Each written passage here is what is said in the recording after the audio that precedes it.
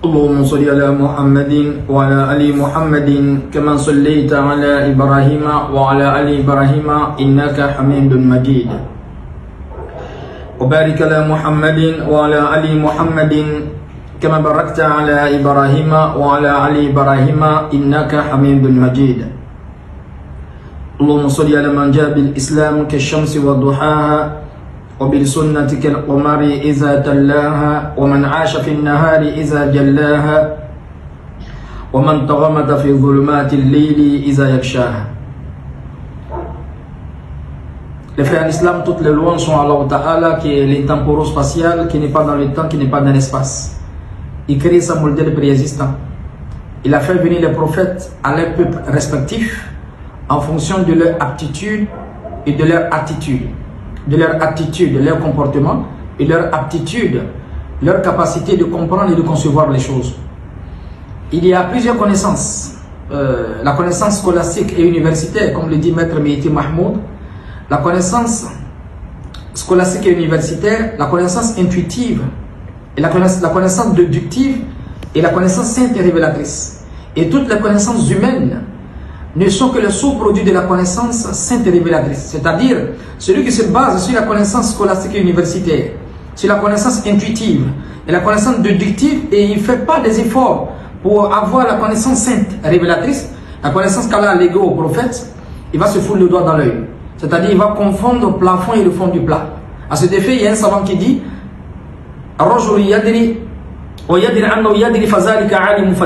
celui qui sait, et il sait qu'il sait, lui c'est un savant, on doit le suivre.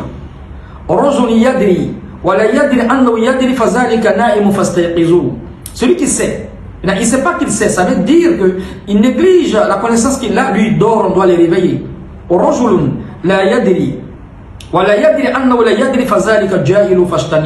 Celui qui ne sait pas, il ne sait pas qu'il ne sait pas, lui c'est un ignorant, on doit le fuir.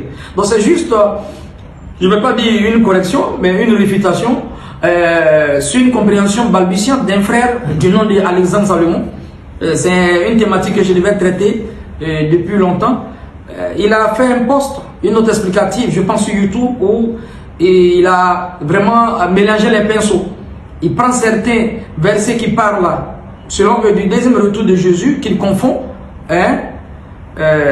lamentablement avec la prophétie de Daniel 7, verset 13. Donc on va essayer de faire le décryptage ensemble pour voir si ce qu'il a dit est lié à une compréhension christocentrique qui nous ramène peut-être à la christologie. Donc il a pris un verset, sincèrement quand j'ai vu le verset, je me suis dit, même le bénévolat de la connaissance théologique il n'a pas. En toute franchise, même le bénévolat de la connaissance théologique. C'est-à-dire, c'est pas parce qu'on a une connaissance scolastique et universitaire, ou bien peut-être on veut devenir un cinéaste, on essaie de faire des copier-coller et dire qu'on est en train d'attaquer peut-être certains musulmans, en l'occurrence notre docteur Abdelmajid. Et c'est vrai. Donc il a souvent un refrain qui dit pérocotisme, mais moi je vois dans son intervention le bigotisme, pour ne pas dire le chauvinisme, ou bien le fanatisme dans sa manière de comprendre les récits évangéliques, les récits thoraïques et bibliques. Donc on va essayer d'énumérer certains points que je trouve un peu illogiques. Si une personne a une connaissance élémentaire, basique, même de la théologie, peut-être si la personne n'est pas orgueilleuse, il va essayer de plier les chines.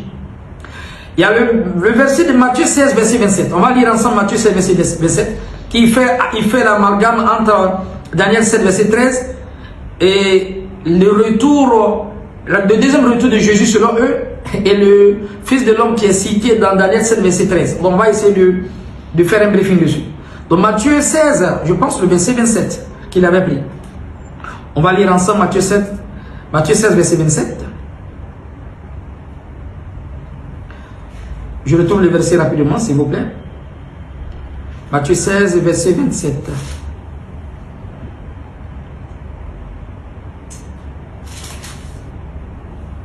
Car le Fils de l'homme doit venir dans la gloire de son Père, avec ses saints anges. Et il rendra à chacun selon ses œuvres. Donc, il confond plafond avec le fond du plat. C'est-à-dire qu'il prend ce verset-là en faisant une similarité, au fait, c'est du concordisme dans toute la plénitude, quoi. Il prend ce verset-là pour faire une similarité avec le verset qui parle du Fils de l'homme de Daniel 7, verset 13, qui fait allusion au prophète Mohammed sallallahu alayhi wa sallam. Et ça va provoquer même une explication, parce que après cette réfutation, je vais essayer de revenir encore sur Mohammed dans la Bible, parce qu'il y a beaucoup de versets qu'on n'a pas traités. On va traiter ce dossier au cas par cas. Donc, quand le Fils de l'homme doit venir dans la gloire de son Père avec ses saints anges, alors il rendra à chacun selon ses œuvres. Donc il prend cette prophétie-là pour faire une similarité avec Daniel 7, verset 13, en disant que, comme les musulmans disent que la prophétie de Daniel 7, verset 13, il s'agit du prophète sallallahu alayhi wa sallam, c'est une prophétie jumelle. C'est-à-dire Daniel 2, verset 31 à 45, et Daniel 7, verset 1 à 28, qui parle du prophète sallallahu alayhi wa sallam, parce qu'on est en face là de 4 empires mondiaux qui ont succédé la terre. Et cette prophétie s'est déjà réalisée. Mais lui, il prend le deuxième retour de Jésus. Selon la Bible, il confond avec le Fils de l'homme qui est venu, n'est-ce pas, après les 4 empires mondiaux, ou bien après les 4 bêtes, de Daniel 7, verset 13. Et si on retourne sur le verset 27 à 28 de Matthieu 16, il y a vraiment une chose illogique. Parce que la Bible dit ceci, cette prophétie ne s'est pas réalisée même. La Bible dit ceci, je vous le dis en vérité, selon la parole de Jésus, quelques-uns de ceux qui sont ici ne mourront point sans qu'ils n'aient vu le Fils de l'homme venir dans son règne. Donc cette prophétie ne s'est pas réalisée. Parce que les gens qui étaient la connaissance événementielle, ceux qui étaient présents au temps de Jésus, Jésus fait cette prophétie. Donc normalement, ces personnes ne doivent pas mourir tant que le Fils de l'homme ne vienne. Donc si ces personnes-là sont mortes et le Fils de l'homme n'est pas venu, est-ce que la prophétie s'est réalisée? Donc il prend des versets que je trouve peut-être abscons. Il prend ces versets-là hors de son contexte pour faire une prétexte. Donc ce verset-là parle du deuxième retour de Jésus qui ne parle même pas de Daniel 7, verset 13. Donc le Fils de l'homme de Daniel 7, verset 13 n'a rien à voir avec le Fils de l'homme ici qui il est question. Et donc le thème Fils de l'homme, c'est un thème générique. Hein? Fils de l'homme, ça signifie Ibn Adam, ou Ben Adam, celui qui a hérité l'os, la chair qu'avait Adam. Donc le Fils de l'homme qui est la question ici, qui parle du deuxième retour de Jésus, selon la Bible, n'a rien à voir avec Daniel 7, verset 13, qui parle du Fils de l'homme qui est déjà venu. Il s'agit du prophète sallallahu alayhi wa sallam, le meilleur des professeurs, qui est venu c'est la meilleure matière à la meilleure manière. Donc cette prophétie, c'est même pas réalisée. Donc s'il veut prendre cette prophétie-là pour faire une similarité avec la prophétie qui parle de Daniel 7, verset 13, il tombe en fait très bas. Donc je vous le dis en vérité, quelques-uns de ceux qui sont ici ne mourront point sans qu'ils n'aient vu le Fils de l'homme venir dans son règne. Donc cette prophétie ne s'est pas réalisée. Donc un chrétien quel qu'il soit qui va prendre cette prophétie pour dire que c'est similaire à la prophétie de Daniel 7, verset 13, vraiment il n'a pas encore le bénévolat même de la théologie. Parce que quand tu prends Daniel 2, verset 31 à 45, il y avait une statue, 4 métaux d'or décroissants. Le roi Nabucodonosor a fait ce rêve, la tête en or, les bras en argent, le nombril et puis les genoux de cuivre et les pieds avec les orteils de fer. Seulement que les pieds, il y a un côté de fer et un côté d'argile. Mais sinon les jambes étaient de fer. Et les 4 empires mondiaux qui ont succédé la terre sont expliqués. L'empire Babylone, l'empire Médo-Perse, l'empire grec, l'empire romain. Donc Jésus est né sous l'empire romain. Donc ce verset-là, sinon cette prophétie, est une prophétie jumelle encore dans Daniel 7, verset 1 à 28. Là on parle des les 4 animaux. Le premier rêve, c'est Daniel c'est le roi qui fait le rêve et Daniel explique. Le deuxième rêve, c'est Daniel qui fait le rêve et c'est l'archange Gabriel qui vient expliquer. Il a vu un lion avec des ailes d'aigle. Un lion ailé. Deuxième, il voit en fait un ours qui boitillait, qui avait 3 côtes dans sa bouche. Quatrième, il voit un léopard qui a 4 têtes et 4 ailes. Et la 4e bête n'est pas citée, c'est une bête qui n'a pas été citée, qui dévorait tout sur son passage. Qu'il s'agit toujours de l'Empire romain. Donc les 4 bêtes ont été citées, Daniel a vu ces 4 bêtes. Et après, il y a le Fils de l'homme, le tribunal de Dieu s'est installé et le Fils de l'homme est venu. Donc le Fils de l'homme qui vient ici, après la 4e bête qui correspond, n'est-ce pas, aux jambes de fer de Daniel 2, verset 31 à 45, il s'agit de l'Empire romain. Donc il confond plafond et le fond du plat, il a tout mélangé au fait. Donc les prophéties qui parlent de Jésus dans sa deuxième venue n'ont rien à voir avec la prophétie de Daniel 7, verset 13. Parce que la prophétie de Daniel 7, verset 13 et de Daniel 2, verset 31 à 45, il s'agit du prophète Mohammed sallallahu alayhi wa sallam. Je serai obligé de revenir au cas par cas sur toutes les prophéties qui parlent du prophète sallallahu alayhi wa sallam. Donc le frère Alessandre Salomon, il n'a vraiment aucun niveau de la théologie. Il ne fait que balbutier, donner des compréhensions vraiment étriquées, bornées sur la théologie. Et faire dire à la Bible ce que la Bible ne dit pas. Donc toutes les prophéties, je prends encore une autre prophétie ici. Matthieu 25, verset 31 à 32. Matthieu 25, rapidement. Je pense que c'est le verset, Matthieu 25, un instant.